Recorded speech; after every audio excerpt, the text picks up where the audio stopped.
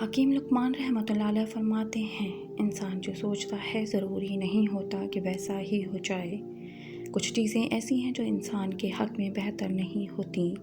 اللہ ایسے کاموں کو انسان پر اس وقت نازل کرتا ہے جب انسان کے حق میں بہتر ہوں۔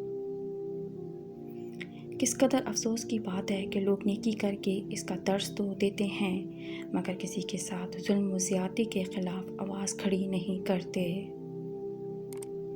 مجاہدہ صرف تہذیب نفس کے لیے نہ کر بلکہ حقیقت قرب کے لیے کر۔ اللہ سے راز و نیاز ہی ابلیس کے لیے سب سے زیادہ پریشان کن چیز ہے۔ جو عورت اپنے خاوند کے سامنے ناشکری کی باتیں کرتی رہتی ہے، وہ اللہ کی بھی شکر گزار نہیں ہوتی۔ راستہ وہی کامیابی کی طرف لے جاتا ہے جو اللہ نے بتا دیا ہے۔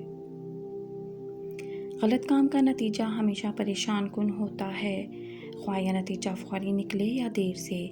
اس لیے ہر صورت غلط کام سے دور رہو۔ خوش اخلاقی جیسا زیور زندگی کا اور کوئی نہیں ہے۔ اثار و قربانی کی باتیں تو سبھی کرتے ہیں، لیکن کبھی اپنا محاسبہ کرتے ہوئے یہ خیال نہیں کرتے کہ انہوں نے دوسروں کے لیے کس قدر اثار و قربانی کی ہے۔ پریشانی اور تکلیف میں جو بھی کام آئے اس کے خلوص پر شک نہیں کرنا چاہیے، وہی دوست سب سے زیادہ تمہارا مخلص دوست ہوتا ہے۔ دوسرے کے دل میں نفرت پیدا کرنے کے لیے چند لمحے درکار ہوتے ہیں، جبکہ نفرت کو ختم کرنے کے لیے ایک عرصہ درکار ہوتا ہے۔ لوگوں کے دلوں میں اسی عالم کی قدر و منزلت ہوتی ہے جو لالچ سے بے نیاز ہو کر علم کو دوسروں تک پہنچاتا ہے۔ اگر شوق اور جستجو سچی ہو تو علم کی طلب میں مشکلات نہیں آتی۔ چراغ خود کو جلا کر دوسروں کو روشنی دیتا ہے۔ عالم کو بھی چاہیے کہ وہ تنگی اور تکلیف کو برداشت کر کے دوسروں کے دلوں میں علم کی روشنی جلائے۔ یاد رکھیے، علم سے ہمیشہ فائدہ ہی ہوتا ہے، علم سے کبھی کسی کو نقصان نہیں پہنچا۔ علم اس بات کا متقاضی ہوتا ہے کہ اسے دوسروں تک فراخ دلی سے پہنچایا جائے۔ انسان کی سب سے بڑی دانائی یہ ہے کہ اپنے ارد گرد رہنے والے بے وقوف لوگوں سے پوری طرح واقف ہو۔ جس گیان کے ذریعے انسان علیحدہ علیحدہ سب ہستیوں میں ایک لافانی ہستی کو مجملاً بلند شیر و شکر ہوا دیکھتا ہے، تو اسی کو سچا گیان سمجھ لے۔ اللہ کا پیارا صرف وہی ہے جو کسی بھی بندے کو تکلیف اور دکھ کے احساس سے نہ گزارے۔ سستی ایسی سست رفتار ہوتی ہے کہ مفلسی فوراً اسے دبا لیتی ہے۔ ظالم کی مدد کرنا یا بجائے قطع تعلق کے اس کے ساتھ نیکی کرنا خلق خدا کا قتل اپنے سر لینا ہے۔ گناہ کو چھوڑ دینا توبہ کی اذیت سے کہیں زیادہ آسان ہے۔ بڑھاپا آنے سے پہلے جوانی کو غنیمت جانو اور موت کے آنے سے قبل بڑھاپے کو غنیمت جانو۔ جب ایک عالم سے لغزش ہوتی ہے تو ساری کائنات اور عالم لغزش میں پڑ جاتا ہے۔ خدا ان لوگوں پر لعنت کرے جن کو غلاموں کے ساتھ کھانے سے انکار ہے۔ کسی دیندار پر اعتماد نہ کر جب تک ضرورت کے وقت اس کو آزما نہ لے۔ جو انسان اللہ کے لیے مسجد تعمیر کرے گا، اللہ اس کے لیے جنت میں ایک گھر بنائے گا۔ جس بندے کا خود پر قابو نہیں، وہ کبھی زندگی میں کوئی کمال نہیں کر سکتا۔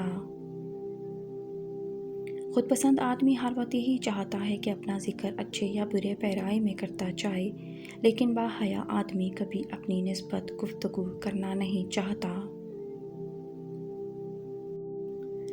دنیا میں جس طرح غیر مکمل ہے، اس حالت میں دیکھنے پر اکتفا کر۔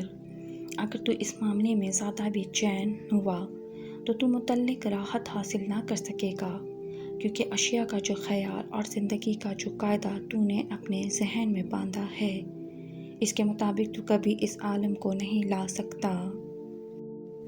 اگر کسی وقت کوئی تکلیف دہ خیال تیرے دل میں آ جائے تو فوراً کوئی اچھی کتاب کی طرف رجوع کر لے۔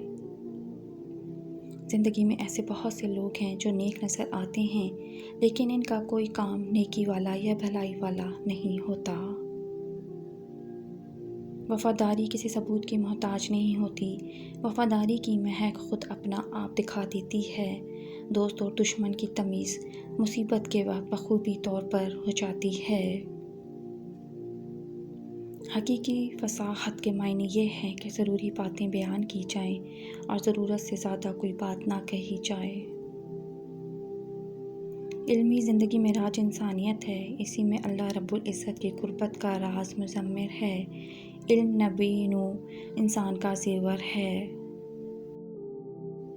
کسی سے مذاق یا ہنستے ہوئے اپنے حوصلے کو ہاتھ سے نہ جانے دو، ورنہ انسانیت کے رتبے سے نیچے گر جاؤ گے۔ کھجور، انار اور بڑی الائچی کھانے سے بوڑھی عورت بھی جوان ہو جائے گی۔